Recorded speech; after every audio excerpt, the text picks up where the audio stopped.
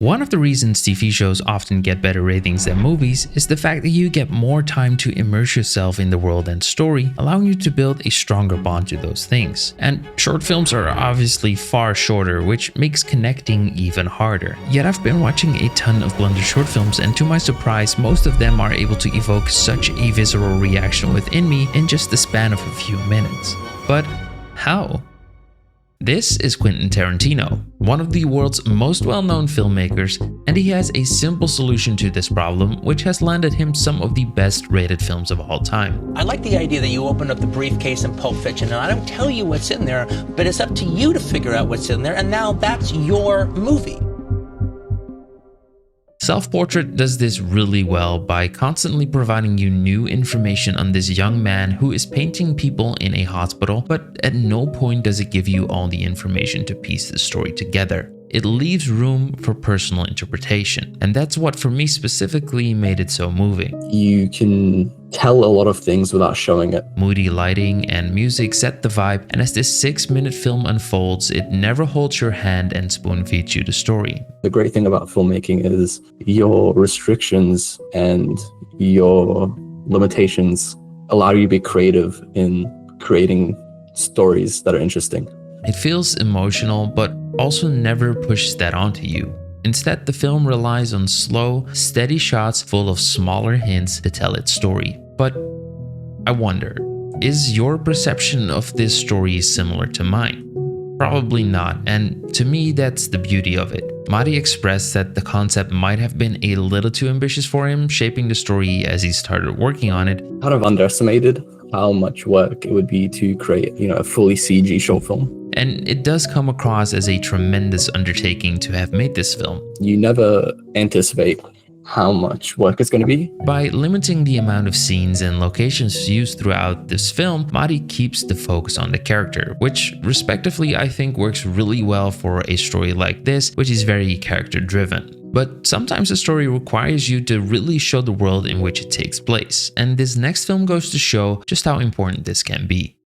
When you read a book, something magical happens. Words printed on paper turn into wondrous worlds inside your mind as you, the reader, get the power to shape this world and its inhabitants. But when you tell a story through a screen, you take away this power from your audience. Instead, you impose them with a world created by you, the artist, and have to convince them it's real. One way to do this is world building, shaping the world around your characters to feel realistic and authentic. And this works really well. Lazarus proves that. This gripping, not-so-short film follows the story of Thalia, a young woman who managed to climb up the ranks in this dark and elitist world and is now faced with the consequences of her actions. How do I sell a cohesive world? How do I convince the viewer that this is, a cohesive sort of environment? By taking close to 11 minutes to tell his story, Sreerag manages to craft a believably dystopian world that draws you in. This is after COVID had happened, all the AI stuff happened. Made me feel that this story is the actual apocalypse. It's much more closer to the modern civilization. The choice for a lot of establishing shots throughout the film further developed the world around the character, and the dark and moody world leaves a mysterious and intriguing feeling behind. But as a solo creator, putting emphasis on world building also means that one of the biggest challenges that come with it is the almost unsurmountable amount of work needed to build it. Creating a scene from scratch it's a tedious process. Sreerag used two things to combat this issue. Especially people starting out sort of shy away from using assets which are already made. Or kid bashing. Super amazing creators who've already created all of these Creative Commons assets on Sketchfab, TurboSquid. Super underrated. But there's also a pitfall by doing this. Assets might not match well, and the combination of pre-made and custom assets can create a non-uniform look, which sort of takes you out of the believability of this world. Once your scene is rendered, I think people underestimate compositing and what all you can do with 2D. To me, Lazarus is a testimony to the possibilities of Blender and the capabilities of just one individual when not losing sight of the bigger picture of telling your story and building the world around your character. By decreasing the scope of a project, however, you can start putting emphasis on the little things. The devil is in the details, just like in this next film. Crest, a short film by Dylan Donaldson, is the shortest film in this list, sitting at a mere 40 seconds in length. Yet, in that time span, it manages to open up the door to a world of fantasy by giving us an incredibly detailed world and characters, while at the same time providing us with zero context and further story. The amount of detail that Dylan, known online as Zertox, puts in is actually mind-boggling. Rain particles splashing on the character's face, high-fidelity environments, and an amazingly sculpted creature are some of the more obvious ones. But there's also smaller ones like the realistic-looking earring animation, which was actually achieved by using a noise modifier on the rotation. It's a simple technique, but it's subtle details like these that really help sell the realism of these animations. The film also relies heavily on clouds as part of the story, and according to Dylan, these actually posed the biggest challenge in creating this film, which he overcame by using Embergen. Now, for those of you who don't know, Embergen is a real-time volumetric fluid simulation tool which you can use to create incredibly realistic smoke and fluids, and Dylan used it to great effect here. The character in this film is also very well put together with tons of tiny details that make it feel real, and I think characters are one of those things that really elevate an animation and make it seem more authentic. But as we all know, animating these is notoriously difficult to do, especially if you don't have Hollywood level budgets. Luckily these days, anyone can access affordable motion capture through Rokoko. I've worked with Rokoko before, and their full performance capture suite, including their Smart Suit 2 Pro, smart gloves, and new head cam or head rig, make capturing realistic animations super easy and fun to do. It's as simple as putting on the suit, powering it up, connecting to Rokoko Studio, and hitting that record button. With Rokoko Studio's cleanup tools, you can perfect your animations and export them to use in any 3D software you like. Or if you'd like to directly record inside of Blender, you can do that too using their add-on. Rokoko is now more affordable than ever for small creators, as they just released their indie creator bundles that give 40% off on their full suits. Plus, if you use my code on screen now, you'll get another 5% off at checkout. Make sure to check out Rokoko's indie creator bundles now through the link in the description, and thank you to Rokoko for sponsoring this video. In this case, it's neither the open-ended story nor the world building that for me make this a great animation, but it's the attention to detail and the expressive character that carry it. This next film, however, doesn't use characters to tell its story at all. Instead, it uses a completely different method to grab your attention. Desert Wraith is another relatively short film leaning on some of sci-fi's biggest IPs. It has all the ingredients to wow and captivate you, and also gives you a good hit of nostalgia. A lot of the things on my video were inspired by many films and shows or games that I, consumed before. By relying on great animation, fast action-paced scenes, explosions, and unique camera angles, Carlisle manages to quickly transport you to this desert world. But having used these explosions actually posed a major problem for Carlisle, as these were not made in Blender but in Houdini instead. The biggest challenge was, transferring files from Houdini to Blender. I could have learned rendering in Houdini, but because I know cycles like it's the back of my hand, it's a bit faster. So that's why I decided to just transfer all the files to Blender before I rendered. Desert Wraith has some great details too, but it's the combination of these noticeably inspired camera angles and the overall vibe that create this exciting feeling of knowing how this story will unfold because you've seen it before, and being happy about that too. It's like when you get to see your favorite character say its famous one-liner in a new movie. Hasta la vista, baby. You knew it was coming, but you're hyped for it nonetheless. And by making clever use of assets and textures, there's a shot where there's a city. If you go to the file, it's actually just a plane with displacement. Carlisle was able to build a simple world that serves to keep the focus on the spaceship and the feeling that the shots give you. I love this film for the hit of nostalgia. And apparently I'm not the only one, because this video is actually going pretty viral. This next film, however, deserves a ton more views than it has. Stache is a fellow YouTube colleague of mine, and you probably know him if you regularly watch Blender tutorials. He also makes incredible short films, and his latest one, Somnia, is no different. The shots are all over the place, yet somehow feel as a whole. They're simple in setup, but difficult to execute, and this was a direct consequence of Stache's hardware limitations when making this. So I had to work on this laptop, and I had this vision for this thing that I wanted to make with the laptop, obviously, even though it's not a horrible laptop. It's very limiting. Stache regularly puts out short films and they're all quite amazing, which made me wonder what his advice was for others who want to do something similar. Most people start and they usually don't end up finishing.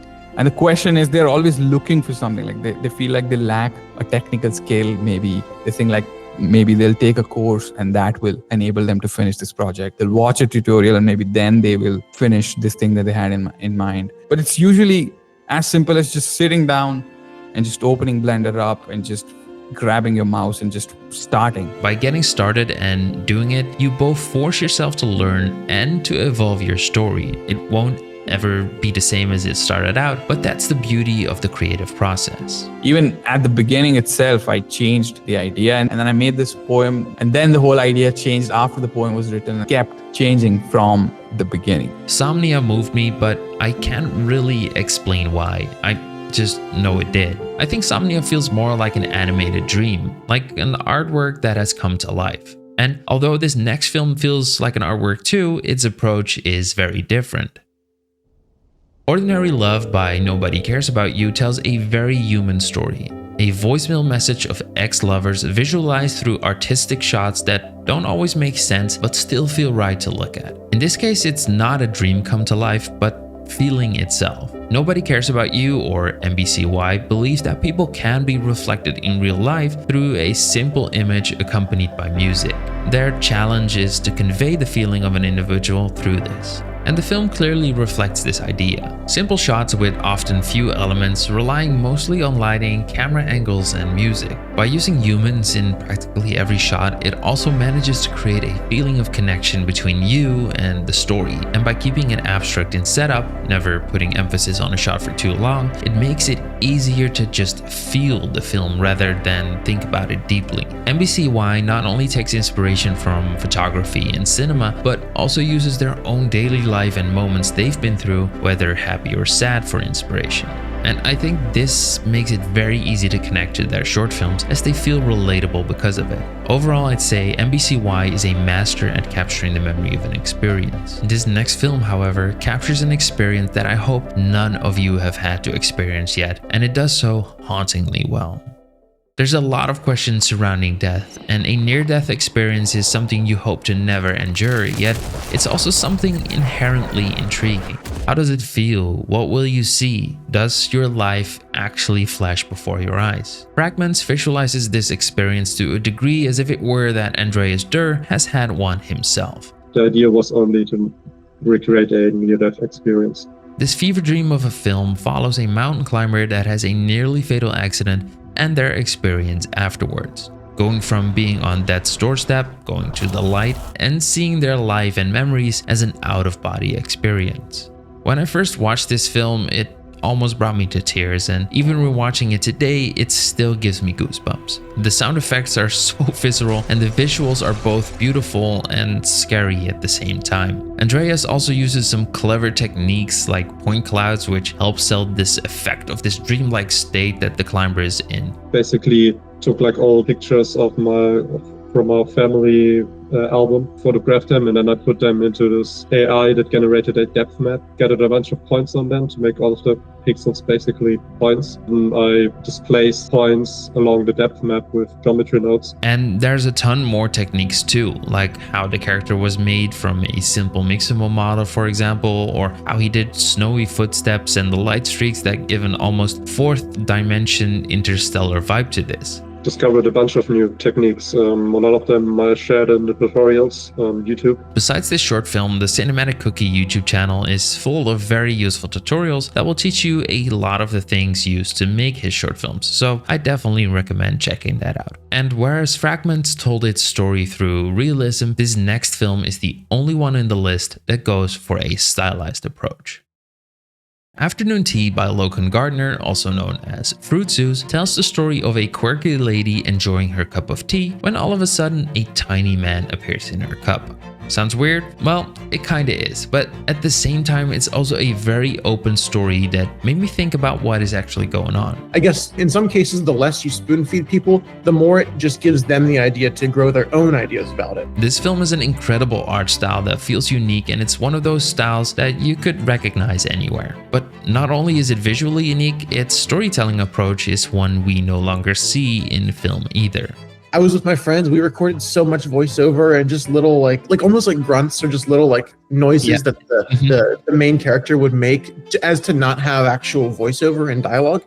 I finally realized, hey, this actually works a lot better as kind of like a modern animated silent film. The choice for silent film really opens this story up. Having so little context and by only giving us the obvious in text, we're left with the necessity to make it up ourselves. Afternoon Tea is the exact opposite of a book. By giving us a visual world without a clear story, we get the power to create the narrative ourselves. And in turn, this also means that we all probably create our own versions of that story. By not going for realism, however, this style also comes with its own set of problems, like how to animate the face of these characters, for example. Because I wanted to go for this stop motion look. So I actually built my own add-on to do this. I call it FZ Swapper, and I basically built it out so you can make any asset change in the same way that like Nightmare Before Christmas would have different head sculpts for Jack Skellington, all these different things, and you can pick on a specific frame to do it. And that's a really fun way of working because to me, it kind of brings me back to drawing. Talking to Logan, I found myself thinking how amazing it is that Blender is a tool that allows creators to build their own simple add-ons that solve their personal problems and in turn the problems of many other artists who run into similar issues.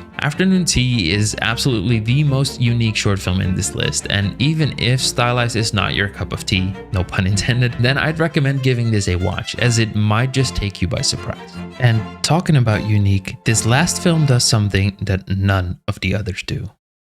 Virtual Reality, made by Quicktlme, is a film that I would consider to be a true statement piece. It paints a dystopian and technological future where people are mere drones, literally stuck to their VR screens, where rides are commonplace and people have lost their jobs to VR. It's quite a bleak world, carried by the soundtrack Butterflies and Hurricanes from Muse, with some incredible animations and shots, but it didn't start out as a soundtrack-driven film. According to Quicktlme, the idea for a VR-obsessed world was there, but accidentally crossing paths with a song that they loved back in the day completely changed that plan. It made the project shorter than initially thought of, and everything had to be adapted to the music. Although this is obviously not something you would do for a full feature film, the length of a short film allows you to take this creative freedom. In this case though, I feel like the choice for a high-octane song also resulted in having a ton of different shots. And Quicktlme mentioned that they made a ton more than were actually used for the film too, because a lot of it was scrapped.